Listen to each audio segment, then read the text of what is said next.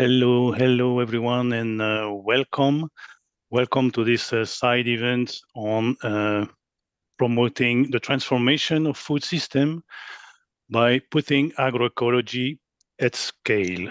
We are very happy to have you here with us.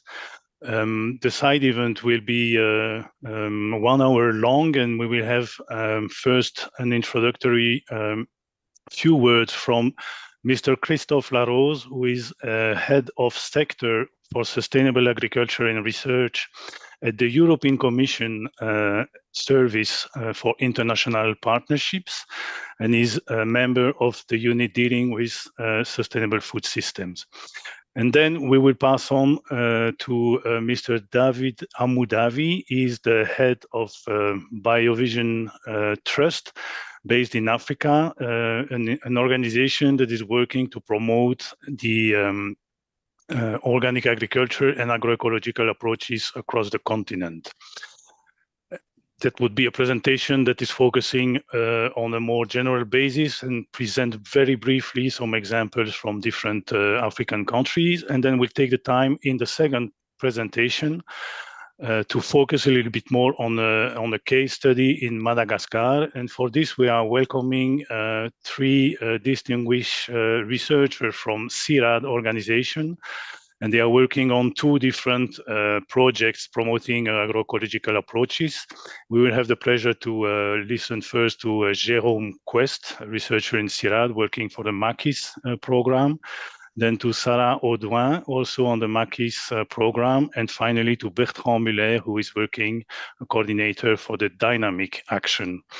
After this presentation, we will have a time left for question and answer, and I invite you to provide your question either through the chat or through the Slido application that will be transferred to me and then shared for the answers and the discussion to the different speakers. Thank you very much. Welcome again to you and to the distinguished speakers. And I pass now the floor to Christophe Larose for the introductory remarks. Thank you, Christophe. Thank you very much, Etienne, and thank you for your work and facilitation for this event. I would like to start by saying that there is clearly a growing recognition that agriculture and food systems are contributing to the problems the world is going through, though with the different scales of impacts in various regions, but also that agriculture and food systems have a key role to play to bring lasting solutions. We can also say that there is a growing understanding that all those problems or challenges of food insecurity, climate change, biodiversity loss, depletion of natural resources such as soil and water are fully and highly interconnected. So if we take these two elements into account, this calls for systemic responses, but adapted to local context, building on but going beyond a set of good agricultural practices, and referring to clear elements and principles to frame policies, outcomes, and actions. In fact, this is what agroecology brings. As a signatory of the AgroEcology Coalition that emerged at the UN Food Systems Summit in September 2021, the European Commission is strengthening its position on agroecology in its external cooperation action in different ways. From the support to the coalition itself, to joint actions that we are co-designing with EU member states and international organizations such as IFAD, through initiatives like DESIRA that you will hear about, and next phase of DESIRA in Africa, but also through our engagement in international research networks like CGIAR on specific subjects such as agroecology. I only name a few of the actions that we are supporting. But what is clear is that what we do is simply a contribution to change. If the agroecology narrative is developing fast and worldwide, it's certainly because there is a growing scientific evidence of the multiple benefits that agroecology brings. There's also a growing mobilization of multiple actors, from research, from civil society, from private sector, from public authorities. And also because there are some notable changes in policies that are being crafted and implemented at continental, regional, and national levels all over the world. So I'm very happy that today we have the opportunity to have presentations that will illustrate these changes that we are noticing and that we are supporting or partnering with. And I would like to thank you for your attention and looking forward for the discussion. Thank you, Etienne. Thank you, Christophe. Great to see that the European Union, the European Commission are supporting actively the transformation of food system. We will now move into the more detailed presentation, and I'm very happy to pass the floor on to Mr. Dr.Amudavi, who will share with us his views on the development of such approaches, agroecology, organic agriculture, sustainable agriculture in the African continent. Thank you, David, again for being with us, and the floor is yours. Thank you very much, Etienne, for the introduction. I have a presentation that I'm going to make based on the work that we are doing in Africa, and in particular to show how our work contributes to climate change actions as well as improved livelihoods. So if we could have the presentation please on, I'll really appreciate. As the presentation comes up, BioVision Africa Trust is a Pan-African organization based in Africa, here in Nairobi, in Kenya. And our work is to see how to work with small communities, small-scale farmers in the area of sustainable agriculture.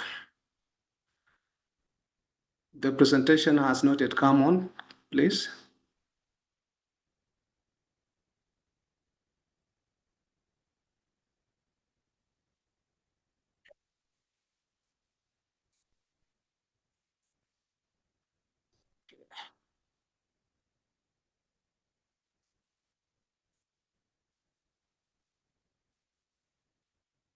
Yeah.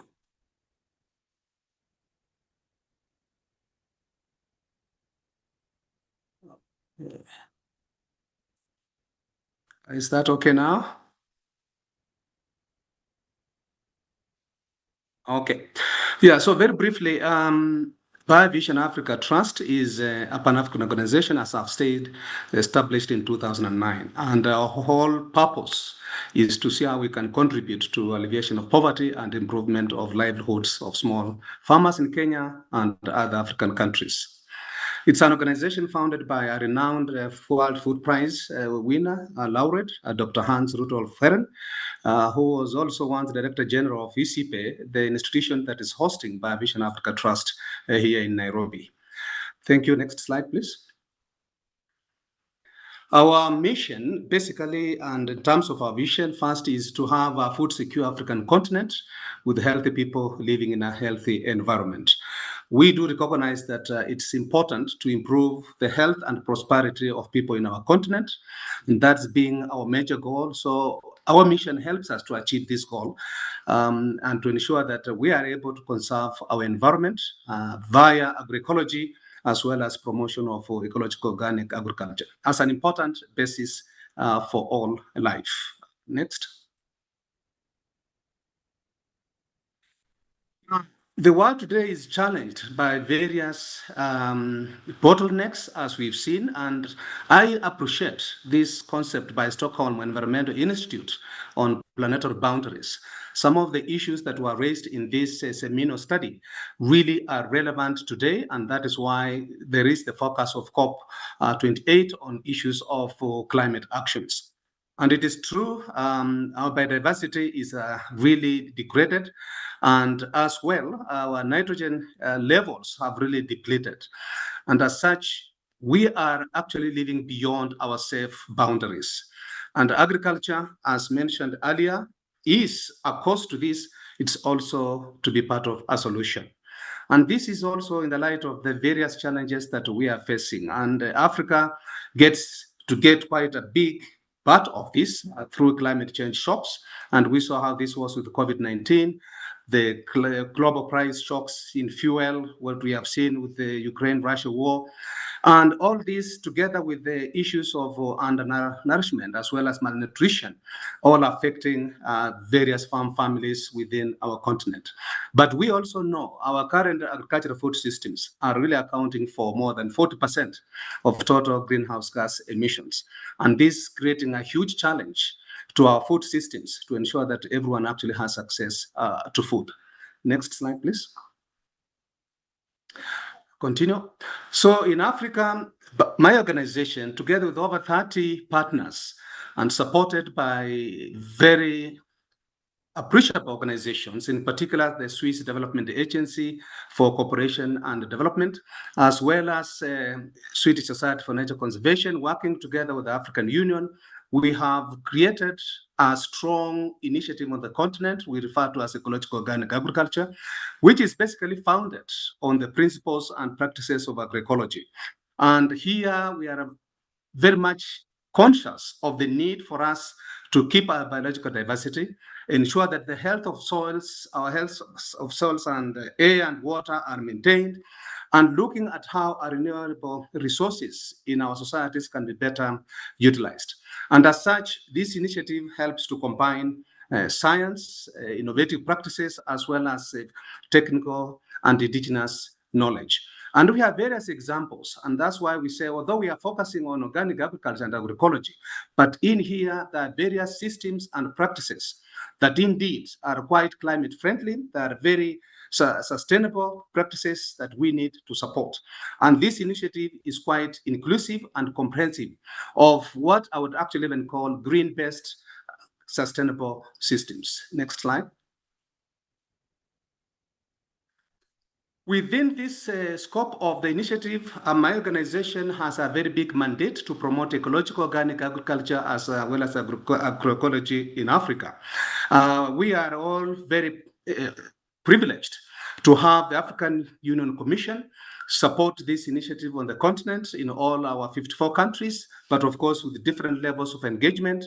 And my organization signed a memorandum of understanding on the 20th of July 2022, making our organization become a center of excellence in the field of ecological organic agriculture and also steering work around agroecology and by extension what we are now seeing today in terms of food systems transformation. So for this, it's an important acknowledgement of the role that we play with partners on the continent. Next.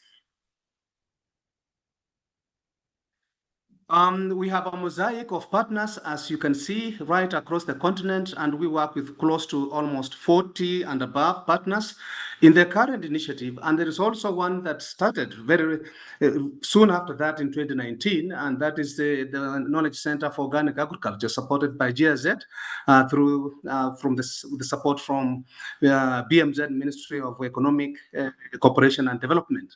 And the two initiatives really have come to be important initiatives on the continent.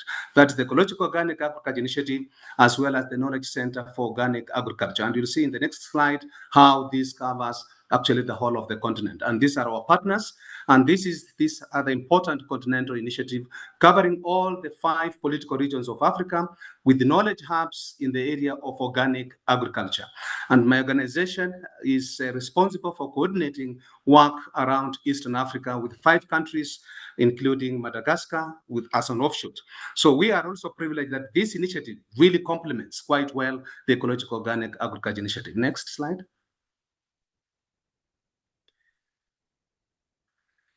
These are just results of the countries we worked in 9 of them, Benin, Mali, Nigeria, Rwanda, Senegal, in West Africa, and in Kenya, Ethiopia, Kenya, Tanzania, Rwanda, Uganda, on showing how farmers were able to implement some of the practices that we promoted in the targeted areas with very high levels of adoption. It was amazing to see the targeted communities in the 9 countries picking up different types of practices under ecological organic agriculture, and which are very much within the framework of agroecology. That is with over 70% adoption rate. Next slide. These are examples of the practices we are promoting in terms of sustainable agriculture and also the products that are coming out of this. And we have quite a range of them. So sometimes when people say it's only organic agriculture, we say it's actually more than organic agriculture. And we draw on different practices and also those systems that are able to better use and utilize water. And we know water is a very important component of our food systems.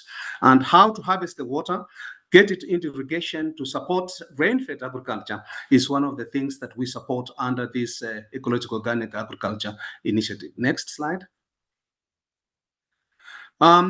Because of what we do, our work is also drawing attention around the world, and we are very privileged last year to be visited by the Committee on Agriculture and Food from the German Parliament.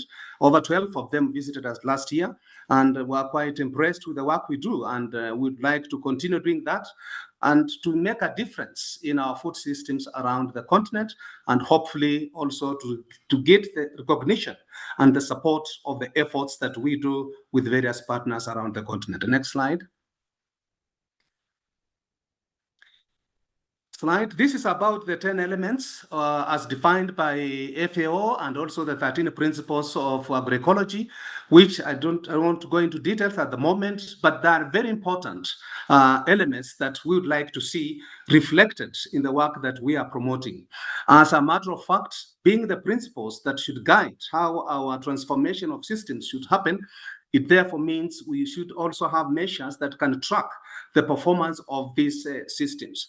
Somewhere, and not in this presentation, I have argued also for the need for us to look at the possibility of developing actually standards so that when we have products from agroecological systems, and especially getting into the markets, we should also have the kind of standards that can actually be associated with such kind of products. It is very clear in terms of organic products, but not yet agroecological products. But these principles and elements are at the heart of the practices and interventions and innovations that are needed within our agroecological transitions in order to transform our food systems. Next.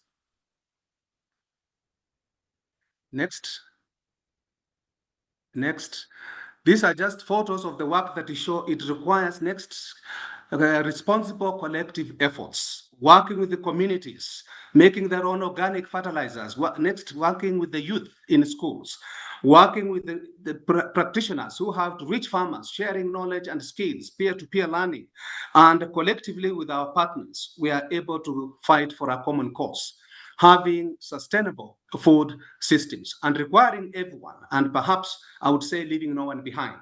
The youth are involved, the women are involved, men and women, and the practitioners are involved. If it is in terms of value chains, all key actors are involved. That is what I mean by having responsible collective efforts towards food systems transformation. Next. Now, what transformations do we need? I have just put a few areas around which we really need to see transformation take place within our food systems. One, we really want to see accelerated adoption of practices, technologies, and innovations that are regenerative and self-sustaining and which restore the landscapes of our ecosystem services. We'd also want to see greater focus on safe nutrition and consequent public health outcomes. These are important areas in which we need to see transformation. We'd also want to see a greater distribution of value and market transparency for all actors, that is the producers, those in the value chains, and even the consumers as well. Getting the right information about the products being produced and made available for consumption. We'd also want to see transformation in the area of innovative models and market structures that can allow funding mechanisms which support these kind of transformations that we see. And indeed, I would also wish to see more transformation in creation of resilient production systems, which can be resilient to shocks when they do happen. As we've seen, sometimes our agriculture and food systems collapse when they're subjected to some of the external shocks, like what we've seen in the recent past with climate change, COVID-19.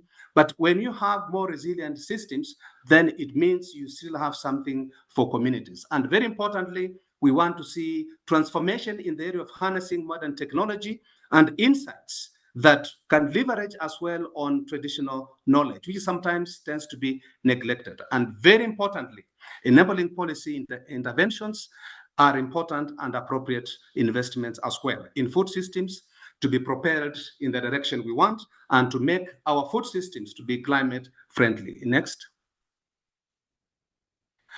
Now, I have a few slides. I may not go into details, but these are slides of results from the work that we have recently done, which show the contribution of agroecology to nutrition and food security, and also contributing to how we can increase the capability of our natural resources in terms of capturing carbon to be in the sink source in the soils and reducing carbon emissions.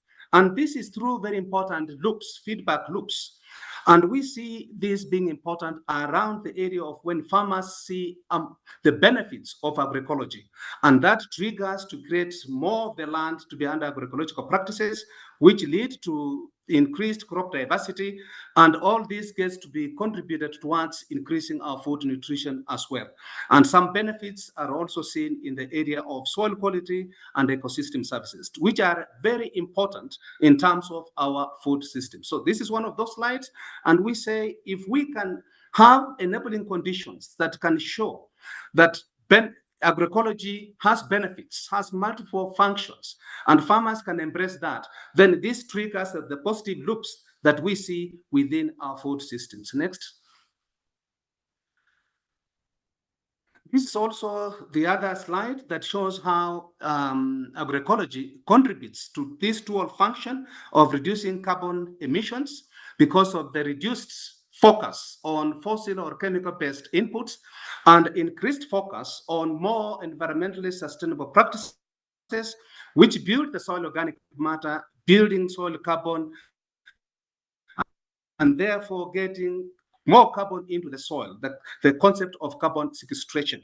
And here, if governments, development partners, organizations can recognize the potential of agroecology and promote agroecological practices, that is how we can achieve the twin function of increasing carbon into the systems and reducing carbon emissions and therefore consequently reducing greenhouse gas emissions.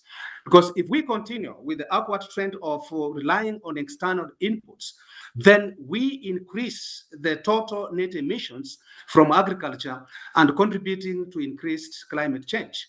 But if we slow down that and invest a bit more into alternatives provided by agroecology, then we are improving the capacity of our system to sequester carbon, making the carbon more productive and available to the farmers as opposed to contributing to greenhouse gas emissions. So this is one of those pathway loops that we show how agroecology can contribute to reducing greenhouse emissions as well as increasing carbon sinks and contributing to other benefits.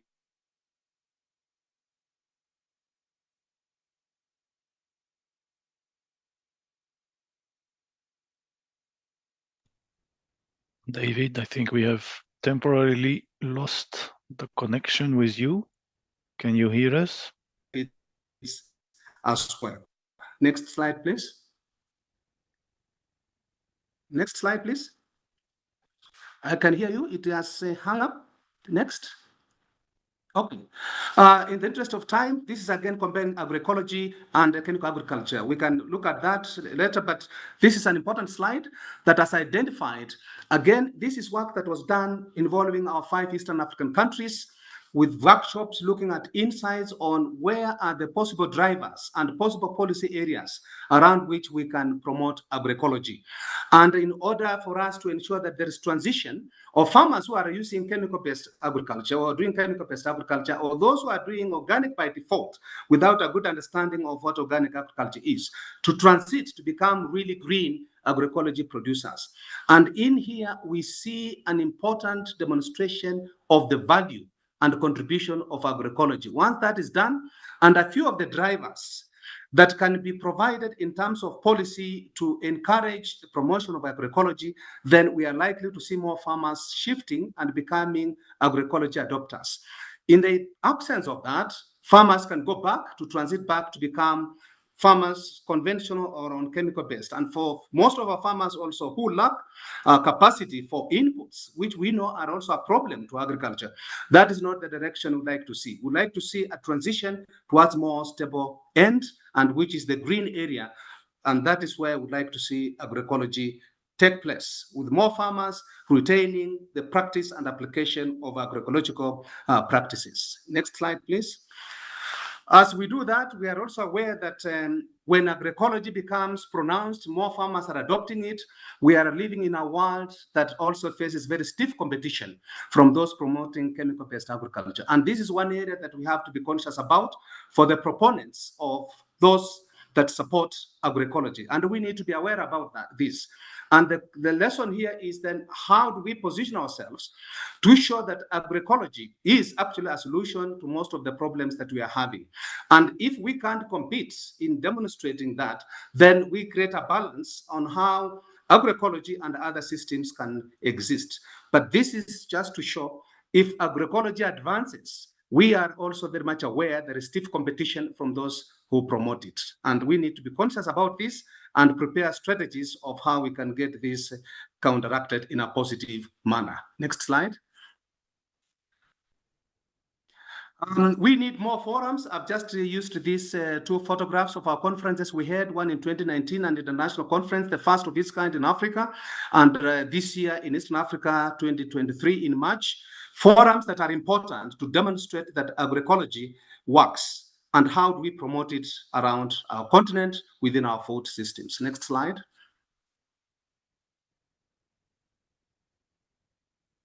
As I finish, basically my point is, it is time, and I'm happy to see that there is a revisit to agroecology as an alternative solution to addressing some of the challenges we are facing today in terms of food security and nutrition, and also in terms of climate change effects.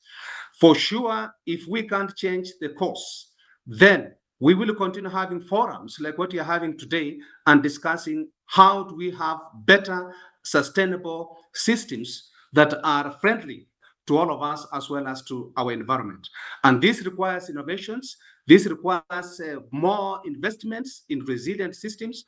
And also this requires enabling policy frameworks that can show, if adopted, agroecology could become one of those profound approaches and systems that guarantee us food security, nutrition, reducing the pace of climate change, and enhancing biodiversity and improving general soil health. And in the end, issues of food security, which continue to be a problem in Africa and in other parts of the world, will not be the issue to continue focusing on. So these are my remarks I would like to make, and I'll be very happy to take questions at the end. Thank you very much for the opportunity to present in this side event. Over to you, moderator. Thank you, David, for this very comprehensive and complete presentation. It provides us with a very good overview of the dynamics that are happening at continental, in Africa level, but also a sub-regional initiatives. Very, very interesting. I already have a number of questions from the participants, but these are still quite general. So as I don't see anything that is related to the comprehension of what you just shared with us, I propose we immediately move on to the next presentation, and we will take the different questions that we have received at the end of the session, because I think all the different participants, speakers, can provide answer to these. So Jérôme Quest, I am happy to give you the floor. Over to you. Thank you. Thank you, Etienne. So we will now present the work that we are doing in Madagascar in order to promote the transformation on food system based on agroecology. I will provide you with a global framing. Then Bertrand Muller will show the dynamic project. And then Sarah Audouin will introduce you with the Maquis project. For those who are not familiar with CIRAD, so three of us, we are working in CIRAD, which is a French research institute that studies agriculture transformation in developing countries. We have been working in Madagascar for decades, let's say. And in Madagascar, we do all our research in partnership with Malagasy research institutions, namely FOFIFA and University of Antananarivo. Next slide, please. So this case study is about Madagascar. Before to discuss about research, I have to provide you with some context. Madagascar is a very vulnerable country. Even though most countries are exposed to climate change, it's quite difficult to adapt to climate change when your population is doubling every 22 years. When most of this population, 80% of the population, is below the poverty rates defined by the World Bank. And as a matter of fact, what we see on the ground is that land is very saturated, and the farms have less and less space to produce.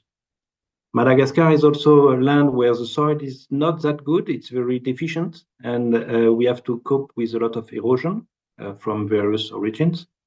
Because it's an island and because it lacks a lot of basics supplies like oil and rice, Madagascar is also exposed to globalization hazards. When you have the price of vanilla goes high, things go better. When the vanilla price goes down, things are much more difficult.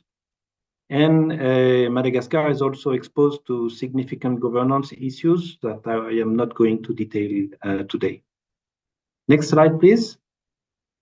So in this context, what we researchers could observe in terms of climate change is that obviously the climate change is already in Madagascar. From the 1960s, we could measure an increase in temperature, a significant decrease in rainfall, both in volume but also in regularity. Rain comes early, late, and this causes a lot of problems. We could not measure, but we observe a significant reduction also of underwater resources and also non-water and non-temperature issues that are biotic issues, such as pests and disease, that are becoming more and more significant. To cope with these impacts, we do believe that agroecological solutions have some impact and are some answers both to climate change adaptation and climate change mitigation. In terms of adaptation, agroecology focuses on soil fertility, and there's a broad set of practices that can restore fertility and improve ecosystem services. Agroecology, of course, also improves resilience both of crop productions and economic farm resilience. It also has things to say about integrated pest controls, and one key component of agroecological solutions is that these are incremental innovations. Therefore, they are much easier for smallholders and small farms to adopt because it's not a huge transformation of their practices. Agroecology is also quite relevant for climate change mitigation. We can ensure carbon capture in the soil, carbon capture through agroforestry and tree plantations. We could also argue that rice fields agroecological practices can reduce greenhouse gases emissions, and also due to organic fertilization, agroecological solutions may lead to a significant reductions in the consumption of chemical fertilizers, which are significant in terms of carbon emission. Next slide, please. So, in this context, what are we doing right now in Madagascar? The two projects that we are going to present are DESIRA projects. Therefore, they are funded by EU, and they try to cope. We are trying to improve the way we do science.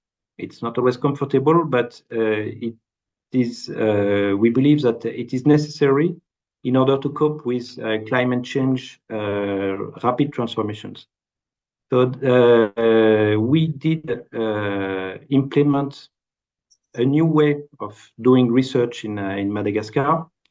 First, in order to provide development projects with the latest technical and organizational solutions, but also we're trying to shorten the research cycle in order to provide solutions faster, and also to try to strengthen the interactions between science and society.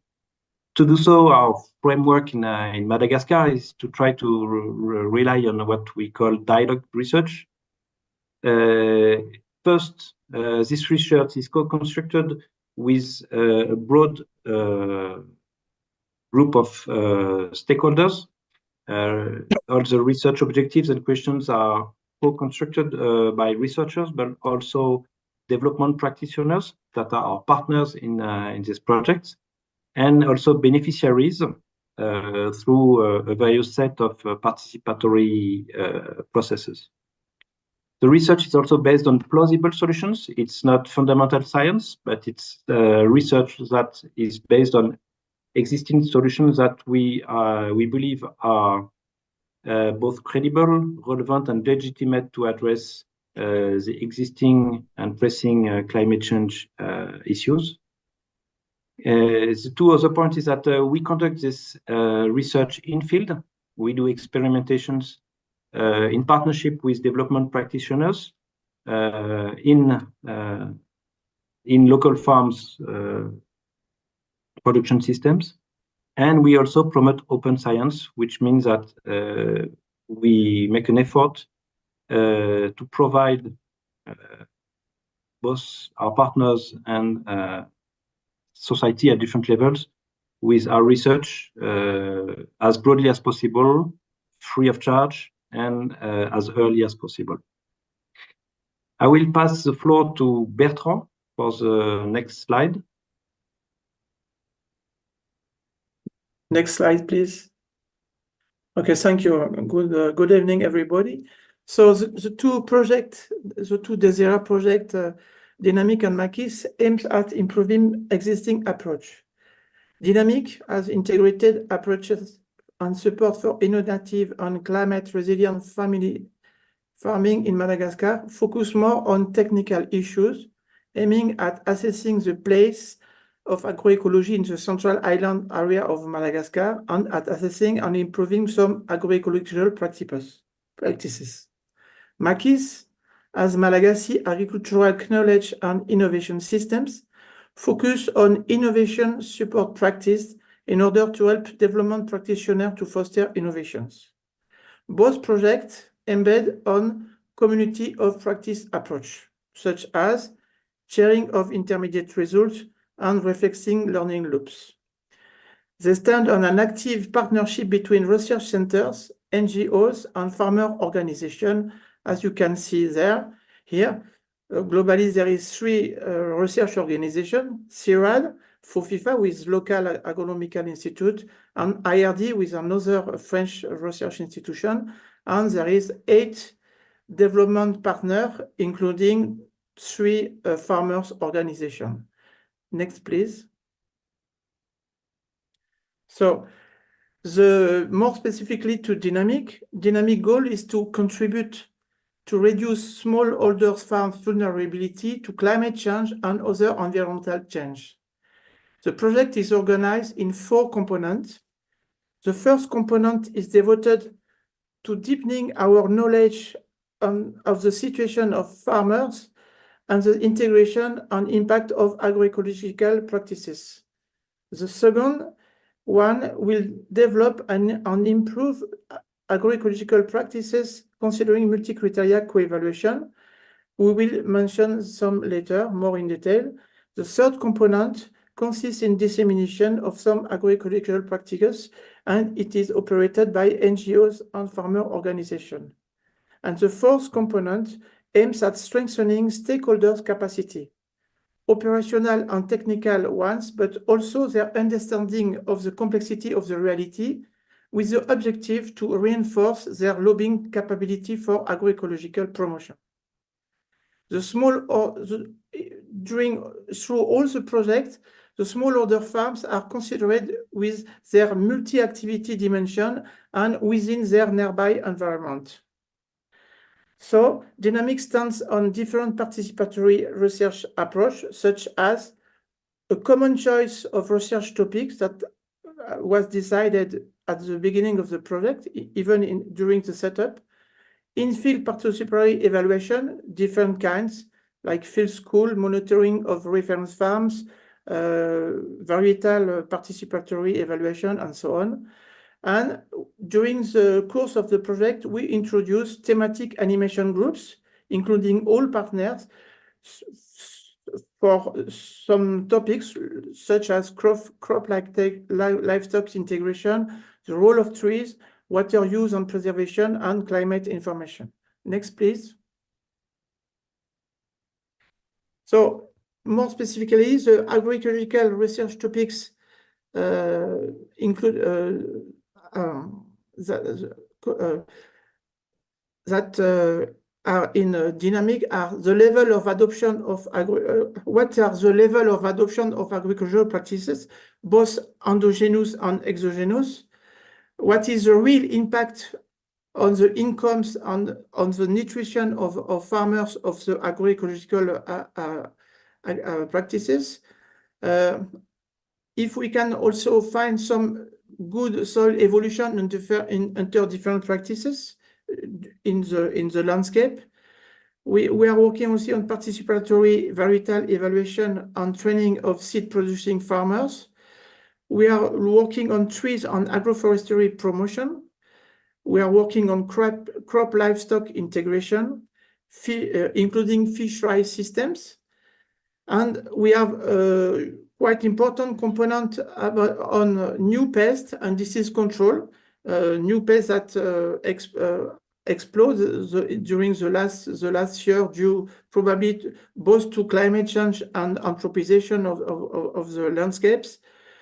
We are making some serious game to address environmental resource management, and we are working also on improvement of meteo information services.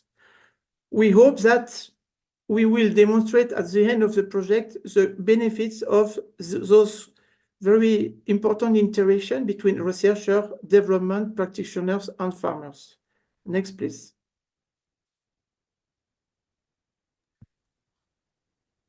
Okay, it's my turn. Hello, everybody. So I'm very pleased to present you the MACIS project. My name is Sarah Audouin. I'm a researcher at CIRAD, and I co-lead the MACIS project with my colleague Jérôme Kest. So the MACIS project aimed at strengthening the Malagasy capacity of organization, of decision makers, of farmers organization to support agricultural innovation in Madagascar. We develop a research approach made of 4 components, which are linked in an interactive way with a 5th component, which is the reflexivity and learning loops. So the first component is about participatory diagnosis. So we will carry out 10 diagnoses based on 10 case studies, and we will develop analysis about what are the innovation dynamics that we can observe and what are the innovation support models that are implemented by development practitioners, but also by research organization. Then based on the results, we will draw on and we will co-design several experiments. We will design 4 participatory experiments on technical innovation, and we will co-design 4 participatory experiments more about the management of the supporting models. Our aim is to improve both technical practices and improve the way organizations manage supporting models to support farmers. Then we will draw lessons from these several results and build recommendations that will end up with several projects like 2 handbooks and 1 policy brief. Next, please. Okay, and the 4 component is also to facilitate a network and a learning community that we want to handle at a different level at the core project team, but also beyond the project. And we want to involve a community of practitioners, of development and research practitioners. And also we want to involve decision makers at national level and also regional public agents. Next one, please. Then about the reflexivity and learning loops, this will happen thanks to several activities. First of all, we want to reflect about our own research approach, and we will do that through annual review of our theory of change. We will use monitoring, evaluation, and learning tools that will strengthen the capacity of ourselves and of our development partners. And we will benefit also from methodological support from the Desira Lift initiative as well to carry out this reflexivity. And last one is also that we will build and facilitate cross-cutting dialogue with development practitioners about several subjects that we all are dealing with, like how to support farmers, what is the right and appropriate scale to intervene, what kind of method and tools, and so on. Next one, please. So here you have several examples of the case studies and of the supporting models tools that are associated to. So about the case studies, we will analyze innovation practices related to rice fish farming, for example, or a biofertilizer. I won't say all, you can read it here. And about the supporting models and tools, also we want to cover a wide diversity of the supporting models that exist and are implemented in Madagascar, like farmer field schools, community-based development, public-private partnerships, and so on. Next one. So I will conclude this presentation with our 3 take-home messages to enhance agroecology in 1,000 countries. Our first key message is that if we want smallholders to increase their capacity and their resilience, we need to provide and build with them a diversified set of solution, and that has to be context driven. In other words, we want to say that agroecology there is no one silver bullet, but agroecological solution. So we need to rely on a portfolio of different agroecological practices and about different supporting models. And our second key message is that for sure we need to strengthen the link between farmers, farmer organization, development organization, research, and even with decision makers. So this call for a renew of interaction between science and society. And we believe a research action approach that accounts for reflexivity and learning loops is part of the solution. And we really believe that this is the way to go when we talk about research and development projects. And our third key message is that we often read that we need to go to scale. We need to develop new scaling mechanisms. We can read that we talk about upscaling, outscaling, even deep scaling mechanisms. And through all these different mechanisms, this is mainly about learning and reflexivity. So our message here is that we really need to develop and anticipate learning mechanisms at different scales and develop learning loops with farmer organization, development organization, research, and decision makers. So we really think this is the way to go.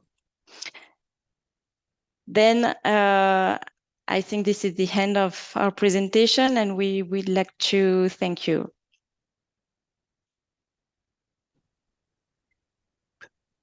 Well, thank you, Sarah, Bertrand, and Jérôme for this presentation, this analysis of the context in Madagascar, the different activities that you are undertaking to promote these approaches, but also these hints on the key challenges we have to face to actually continue working on this and ensure that agroecology is actually able to respond to these challenges. Let's now move to the different questions we have received from the Slido or the chat. And just to start with, these are two comments sent directly to David. The first one is from Rosina Mbenya from Pelum, Kenya, which says it's great that you emphasize the role of small-scale farmers and that they must be central in the decision for the transformation of food system. And another one from Hamidou Al-Mamidiawara, who is very proud about the results of the program to support organic agriculture in Africa. And still with David, now we have a number of specific questions addressed to you. The first one is, how is the reception of agroecology by the different cultures, since you are working in different countries and contexts in Africa? And then the second one, it's related to the need to involve everyone in the transition. And if you could name or present some examples of how you are ensuring this inclusivity. Aware of the time and the little time that is left, I would ask all the speakers to provide direct answers to the point so that we can cover as many questions as possible. Thank you. Over to you, David.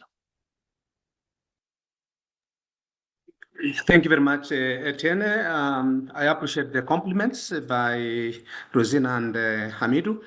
On the question of how the different countries are perceiving and receiving agroecology, I would say it is quite encouraging to see the positive response that is coming from the different countries around the continent. And this is also even more in response to the indicators we have developed around agroecology and ecological organic agriculture, which have now been integrated into the Comprehensive African Development Program, which is a policy framework, and for which member states in Africa report every 3 years. And we have 3 important indicators that have been included in there, one of them being the size of area, acreage, and agroecological practices. And also looking at the types of practices in agroecology that the farmers are using, and also looking at the size of organic fertilizers. And these are important indicators that have now been reported for the first time with 26 countries collecting data on this. And also there is positive response from the agroecology strategies, national strategies that are being developed. In East Africa, Tanzania has just launched its strategy for agroecology, and more specifically on ecological organic agriculture. Kenya, the strategy is quite advanced. Uganda, they are working on theirs after the policy on organic agriculture. And in our West African countries, all our participating countries are working on national strategies for agroecology. And they're working with the different stakeholders, including the governments. And in terms of including everyone, yes, actually, agroecology, in terms of intervention, in terms of programs, and what kind of policies we require, we can't make much progress without involving everyone. And we've tried to ensure that the government as a public sector is on board, the private sector for profit and non-profits on board. We also work with farmers through their farmers organizations and associations that are on board. And then the civil society, the NGOs, the community-based organizations, that are all part of this process. And we don't leave out also our friends, our development partners in this process. So it is very key that we have a structured engagement with all these key actors, including the fourth state, the media, who are also really bringing out key issues that all key stakeholders need to respond to. So thank you, and I can only say it is quite encouraging to see the extent to which agroecology, and in terms of programs, in terms of policies and frameworks, is actually picking up in several African countries. Thank you. Thank you, David, for your answer. And now I will turn to 3 colleagues from CIRAD. We have a question here about the role of stakeholders, in particular farmers and the private sector, which we haven't mentioned yet a lot. What role could they play in the widespread adoption of agroecological practices for the transformation of food system? That would be one question. And then a second one, which is related to food security. How do you see that the adoption of agroecology is actually enhancing the resilience of food system against climate-induced disruption in the food production and distribution? I don't know if one of you three. I think I will take the first question, and I will pass the floor to Bertrand for the second one, if he doesn't mind.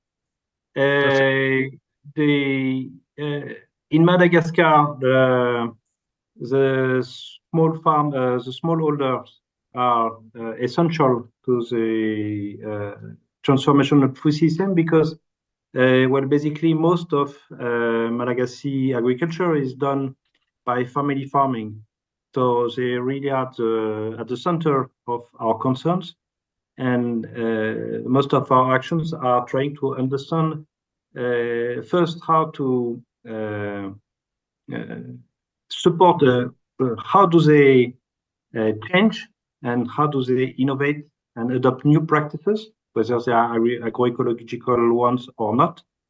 And the second step is how to support these innovation processes. This innovation support basically can be provided either by civil society, through NGOs, by public servants, through governmental policies, or by private sectors, through mostly supply chains and technical supports. And most probably what we envision is a partnership between the three components of innovation support systems, public, private, and civil society. So to make things simple, our focus is on smallholders, and the key actors to support the smallholders are a combo of both public, private, and civil society. Thank you, Jérôme. Maybe Bertrand for the next point. Okay, thank you. But maybe, Sarah, you want to add something to what Jérôme comments?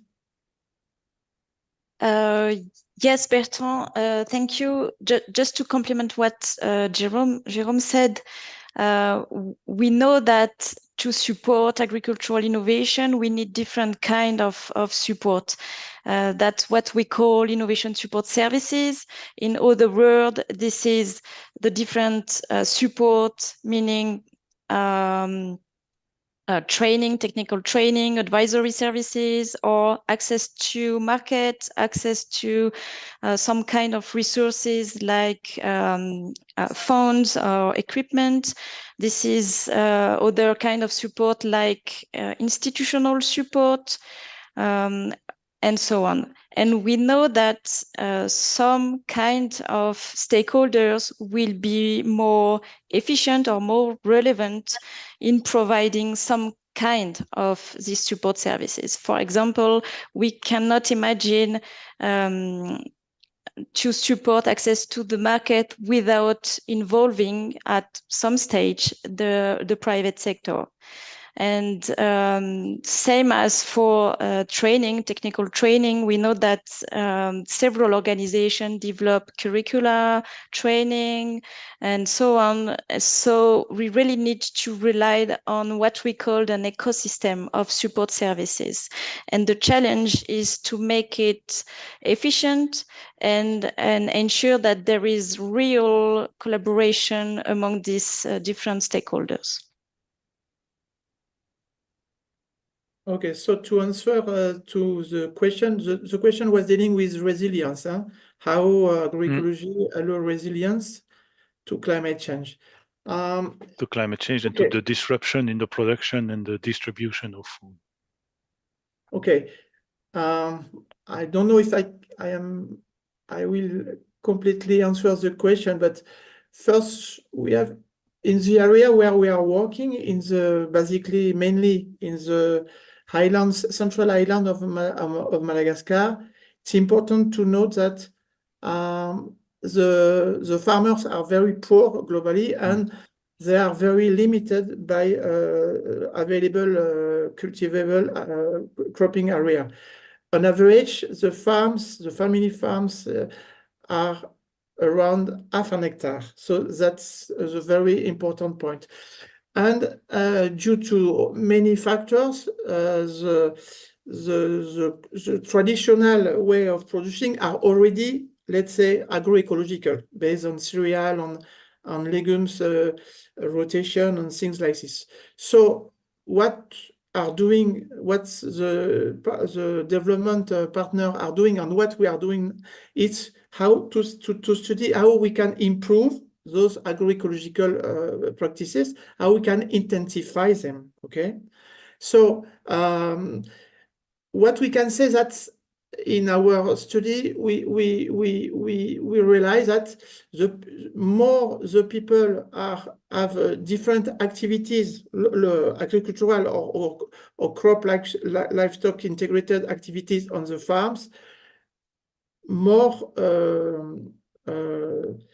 their incomes are better, and they appear to be more resilient globally, not specifically only to climate change, but globally to all the constraints they cope with.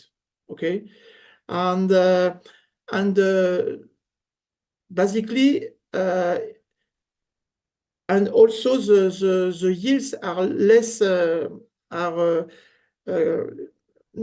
the variation of the yields from one year to the other is also less important when you have agricultural practices and an integration of different practices inside your farms. That's what can I answer to you. Thank you, Bertrand. I think you have covered. I see that we are now moving to the end of the time that was allocated to us.